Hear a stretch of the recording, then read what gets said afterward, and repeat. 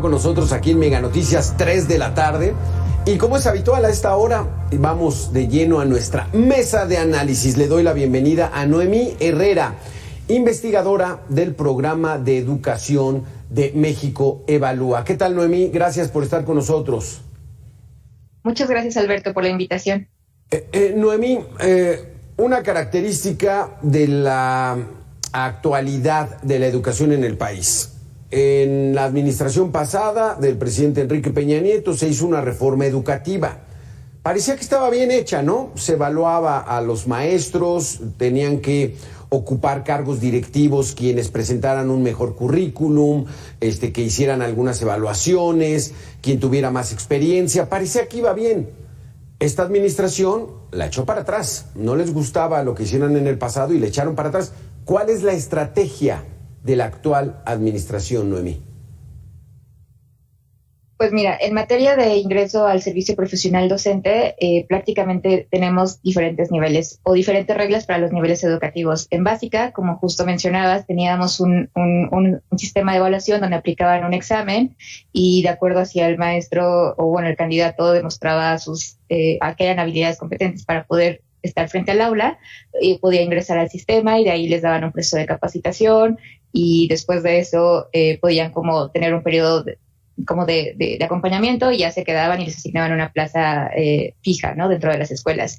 Actualmente ese proceso cambió porque se tenía este concepto de la evaluación punitiva que estaba muy enfocada a los profesores que ya estaban dentro del servicio y que tenían que pasar por esta evaluación, que en un inicio era una evaluación nada más para que les hicieran el examen, bueno, les dieran como una capacitación adecuada, ¿no? Eso generó problemas, eso lo quitan. Ahora prácticamente lo que dijeron es vamos a darles como algunos requisitos, no les hacen examen, sino solamente es como una convocatoria, hacen alguna rúbrica para que puedan, de acuerdo a los perfiles y a los documentos que están entrando a un curso que realicen al inicio, si pasan esos criterios y a partir de ello hacen su lista de prelación y se les asigna. La parte más importante de esta reforma y que justo era la crítica a la reforma anterior es que se les iba a dar capacitación docente y se les iba a dar el acompañamiento durante toda su trayectoria, desde que inicias hasta que vas creciendo dentro de la carrera magisterial. Y eso prácticamente fue algo que fue lo fuerte de esta reforma de 2018, pero lo que vimos, al menos por ejemplo, del lado de los presupuestos, es que la estrategia prácticamente desapareció. Si bien no teníamos la mejor estrategia de fortalecimiento o de acompañamiento docente, esa prácticamente se desapareció en términos presupuestales. ¿Qué se hizo? Se le dijo al anterior INE, que ahora es Mejor Edu, que se iba a encargar de hacer los instrumentos, de diagnóstico y después las estrategias de capacitación, pero tampoco tuvimos nada. La otra promesa que también se les dio a los profesores es que en el sistema de promoción transversal, una vez que acabaran alguno de los cursos que les ofrece Mejor Edu, es que les iban a dar una bonificación o un excedente, ¿no? Un pago adicional. Sí. Pero tampoco se creó esa bolsa, ¿no? Entonces, prácticamente nuestra fortaleza que teníamos en esta reforma no se aplicó. No se ha aplicado. Eso es un principio, digamos, elemental. Muchos de nosotros buscamos hacer bien nuestro trabajo para recibir una remuneración digna y si hacemos algo adicional, pues también se espera un pago adicional, porque finalmente pues el dinero es lo que mueve, ¿no? A la economía familiar, ¿no? Al desarrollo de nuestra familia. Aquí está la situación de que la reforma anterior, pues sí establecía que mientras más te preparabas, más cursos tomabas, mayor capacitación, ascendías en el escalafón educativo, docente, pero sí que fuera una remuneración, ¿no, Noemí? Ahora pues, no hay fondo, no hay incentivo. O sea, ¿cómo pretenden hacerlo, Noemí? Pues mira, prácticamente en realidad justo las estrategias que acabas de mencionar ya existían incluso antes de la reforma de Peña Nieto. Porque lo esencial o por qué trabajamos con docentes es porque ellos son el principal, ¿cómo decirlo? son los responsables o son las personas que se encargan de desarrollar los aprendizajes en los estudiantes.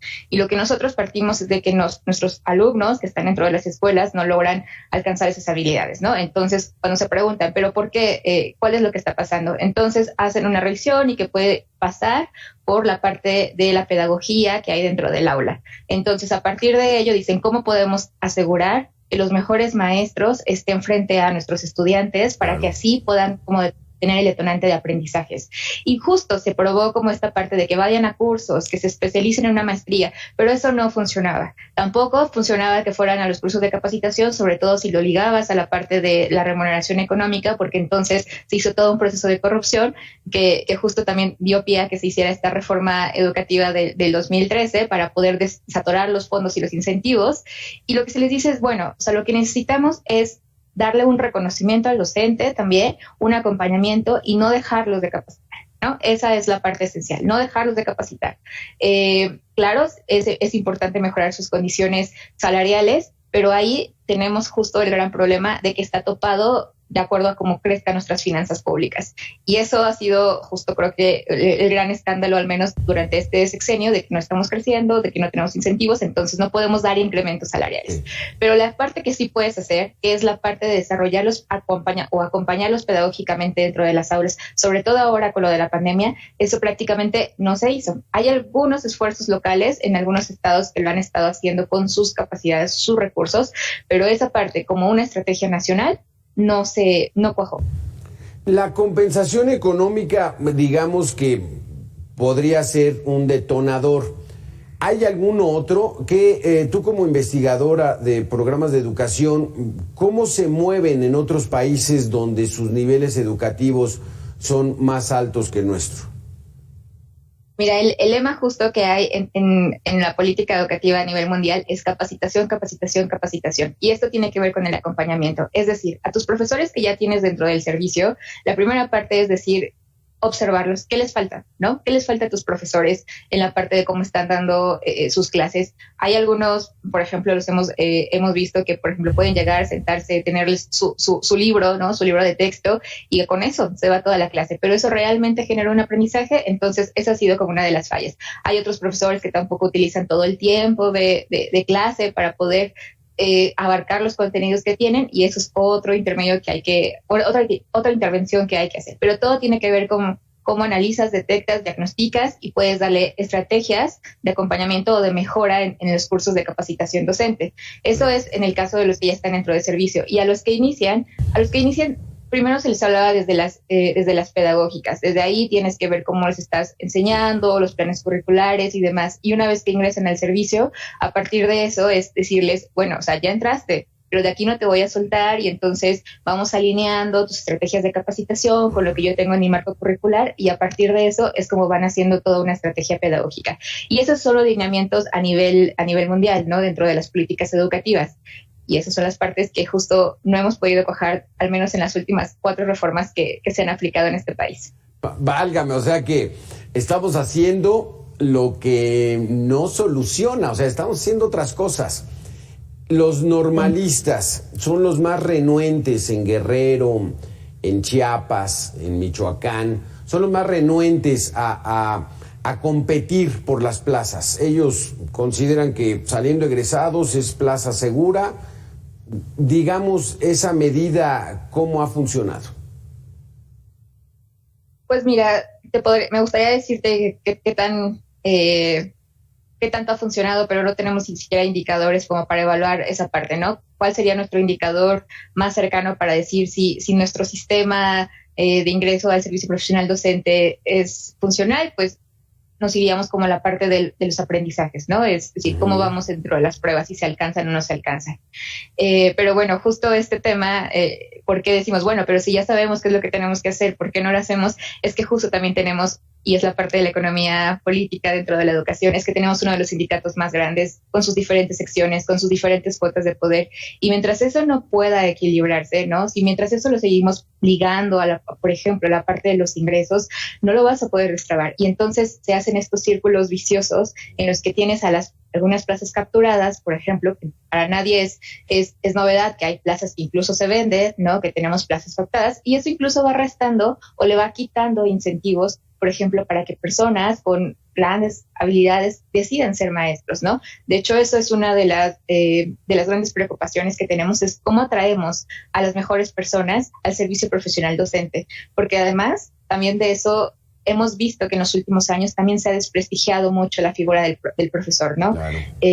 Ya no es la de antes, entonces ahora, por ejemplo, si tienes a un chico con un potencial, por ejemplo, supongamos en media, ¿no? El chico maestro, o sea, es un chico brillante, y le dices, ¿qué quieres estudiar? ¿Qué crees que escogería? ¿Irse de profesor o irse de ingeniero mecatrónico, por ejemplo, ¿no?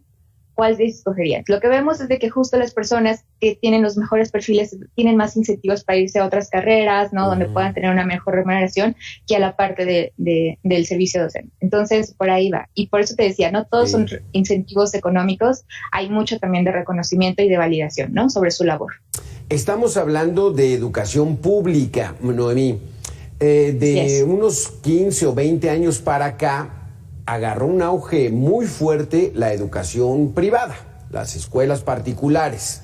O sea, un papá que tenía la posibilidad de meter a su hijo a la escuela pública o a la privada, no, pues iban a la privada, que allá hay, como es un negocio, como es una empresa, pues hay mucho más elementos para exigir y lograr una mejor educación.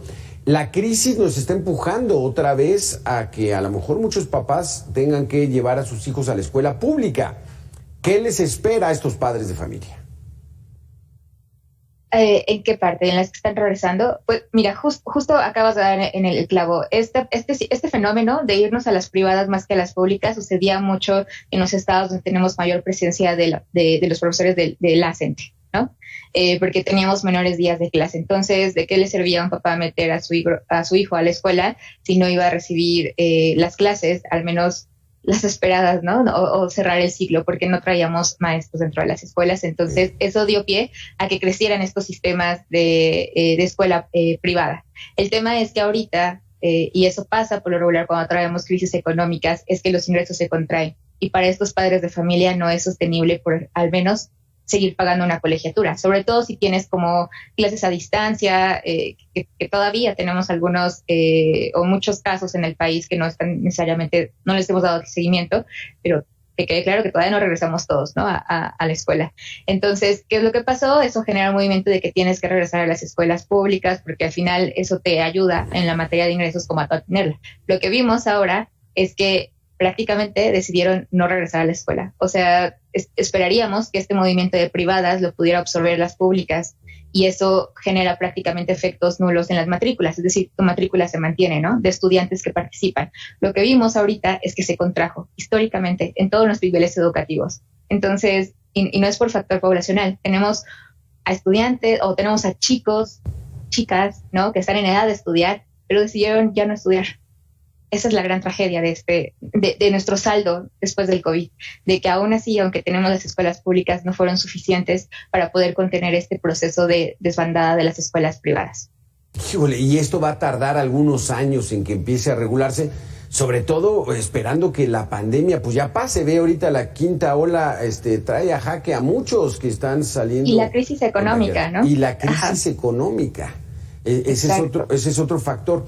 Noemí, aquí la situación está de el sindicato, ya nos hablaste del sindicato que ha sido un lastre, el presupuesto que también no es muy generoso, digamos.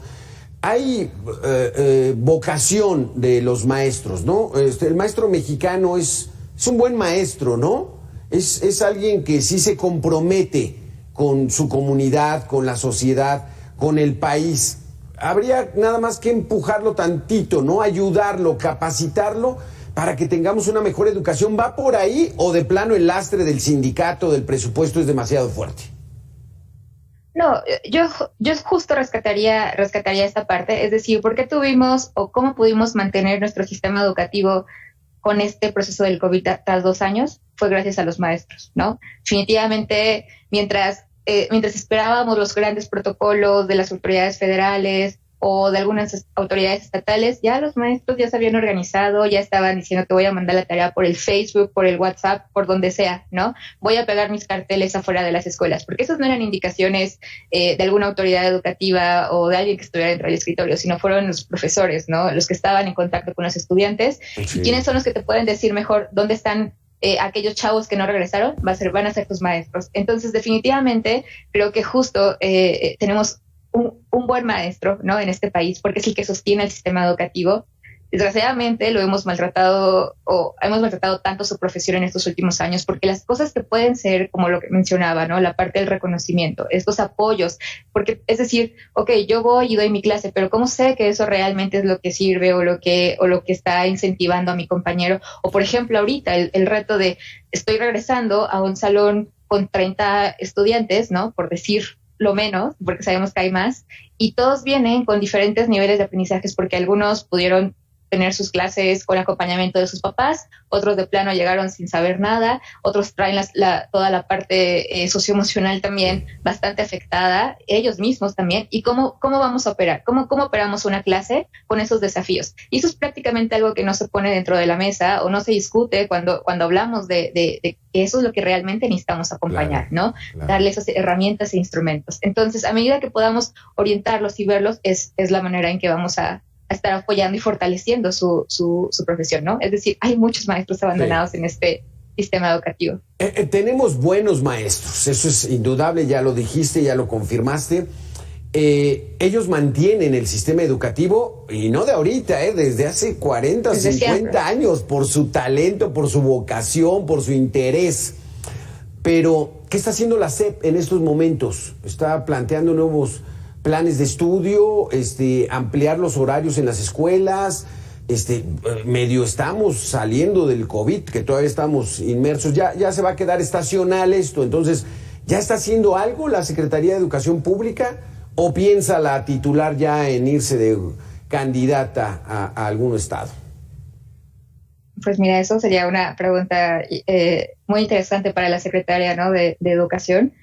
Cuáles son las actividades que están haciendo, pero lo que sabemos que hemos sabido últimamente, lo que es bastante público, es de que sí están trabajando en la adaptación del currículo. De nuevo, eso es también algo preocupante, porque ahorita tenemos, por ejemplo, una primaria que puede estar trabajando con 3 planes de estudios. El plan de estudios que se aprobó con Felipe Calderón, el que se aprobó con Peña Nieto y el que se aprobaría con este sexenio. Entonces, ¿tenemos coherencia con la parte de los aprendizajes? ¿Realmente solo es problema de nuestros maestros, ¿no?, o de nuestros estudiantes que no quieren hacer? Sino traemos también una lógica pedagógica bastante esquizoide, ¿no?, por decirlo. Entonces, esa era una de las, quizás de las grandes críticas, de si realmente necesitamos este nuevo modelo educativo, sobre todo porque va a caer cuando no hayamos ni siquiera cuajado uno, ni se ha evaluado el que se reformó hace tantos años, ¿no? Esa es por un lado.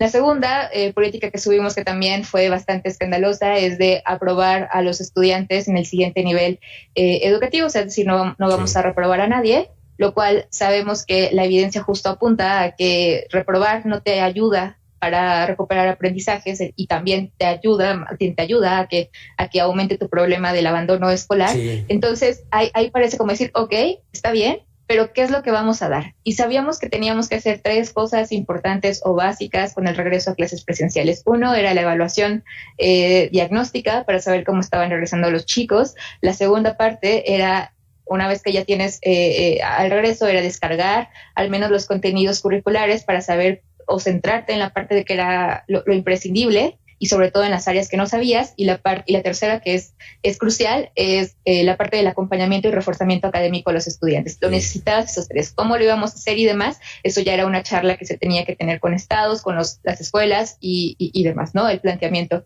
Pero esas cosas que serán básicas y que es casi como la receta de doctor para cualquier sistema educativo que quería regresar, esas no las tuvimos, ¿no? Entonces, pues bueno, esperemos, exacto, entonces ahora tenemos vacaciones adelantadas, ¿no? Tenemos a este nuevo currículum que vamos a hacer ver por el 2024. Por ahí vamos. O sea que no hemos hecho nada. Noemí, rápidamente déjame que le demos la bienvenida a Carlos Olmedo, experto en educación. Carlos, ¿cómo estás? Muy buena tarde. Ay, tu micrófono, Carlos. Perdonen, muy buenas tardes, qué gusto saludarles a los dos. Pues un privilegio estar aquí, Alberto, como siempre, y Noemí, buenas tardes. Híjole, Carlos, de preguntarte, antes de que se nos acabe el tiempo, ¿qué se ha hecho? ¿Qué se ha hecho para tratar de solventar la crisis de la pandemia que esa pegó a nivel mundial? Ahí no hay responsable, pero ¿qué se está haciendo en estos momentos para recuperar el camino de la educación en el país? Hijo, suena difícil, pero es mi perspectiva. Se ha hecho mucho más análisis político de la situación, se ha hecho mucho menos apoyar verdaderamente a las profesoras y los profesores que, como ustedes decían, son quienes están todos los días ahí en el frente de batalla con las niñas, con los niños, con los adolescentes, y nos la hemos pasado discutiendo a lo largo del sexenio, antes, durante y después de la pandemia, en pues cuál es la carga política que le vamos a poner a los libros de texto, si cancelamos las jornadas de tiempo completo, si nos dedicamos a pensar en un nuevo modelo educativo que no lo es, sino más bien es un nuevo programa que lo que hace es retomar cosas de otros. Y como decía Noemí, están los profesores de educación básica y media, entre diferentes planes de estudio, entre cambios de opiniones, entre decretos y entre notas y reglamentos que todos los días lo que hacen es confirmarnos que lo que no estamos haciendo es hacer una planeación a largo plazo de la educación. Mientras la educación pública en México siga siendo un botín político y lo último que esté en nuestras preocupaciones sean las profesoras, los profesores y las niñas, los niños y los adolescentes, vamos a avanzar muy poco. No tenemos, tú lo sabes, un Instituto Nacional de Evaluación Educativa porque decidieron que lo íbamos a quitar, decidieron que iban a cambiar los libros y en realidad todavía no lo han completado, decidieron quitar las jornadas ampliadas y tampoco han encontrado una solución. Es decir, damos pasos dentro de estructuras políticas y no de estructuras educativas. La educación de nuestro país es tan importante que debería partir de un plan a largo plazo, no sexenal, claro. un plan sexenal, pero eso no sucede, y no sucede no solo en este gobierno, no sucede desde hace muchos sexenios. Sí, acabas de dar, esa era mi siguiente pregunta, Carlos. Se inventa la educación en México cada 6 años. Y exactamente, o sea, le dan más importancia a lo político, al sindicato, a los votos, a las elecciones, que verdaderamente preocuparse por la educación. Carlos, ¿será esa la estrategia? ¿Tener un pueblo ignorante? Yo no quisiera aceptar eso. Yo más bien pienso que la educación es uno de los ámbitos del gobierno en donde se ve muy rápido cualquier decisión que se tome. Es de estas decisiones que llaman la atención de inmediato, pero sin embargo no hay planeaciones a largo plazo. Y yo conozco cientos de personas que trabajan como profesoras, como profesores, como coordinadores, gente que trabaja en la SEP, directores, planeadores académicos, mucha gente que está haciendo un trabajo extraordinario todos los días, ¿no? Pero que en realidad al final no llega. ¿Cuántas veces hemos escuchado de una gran reforma educativa, pero lo más que termina siendo es un tema administrativo? Los planes de estudio se trabajan muy poco y cuando se trabajan y se dejan incompletos. Cada sexenio lo que menos alcanza es el tema de verdaderamente implementar los nuevos planes de estudio. Cuando los tengan, yo sería feliz con que nuestras niñas, nuestros niños manejen muy bien sus competencias matemáticas, lectoescritoras, tecnológicas, medioambientales, y eso no requiere de estar cambiando en cada momento, requiere de aplicarlo, de que estén suficiente tiempo en la escuela, de que las profesoras y profesores estén bien pagados, que las escuelas tengan instalaciones dignas y que verdaderamente se considera la educación el eje del desarrollo del país y no uno más de los temas para politizar todas las mañanas para el gobierno. Ese es el gran resumen, Carlos, que estás dando. O sea, en este país todo se politiza, todo se hace politiquería. Ya dejen eso y pónganse a hacer trabajos más técnicos, más específicos, sobre todo en un tema fundamental como es la educación en el país. Qué interesante plática. Desafortunadamente se nos acabó el tiempo. Muchísimas gracias, Carlos Olmedo. Muchísimas gracias, Noemí Herrera, por sus conceptos y esperando que la educación en México sea más sólida, porque eso nos permitirá, garantizado, ser un mejor país. Gracias a los dos. Totalmente de acuerdo. Gracias, Alberto. Gusto en saludarles. Hasta luego.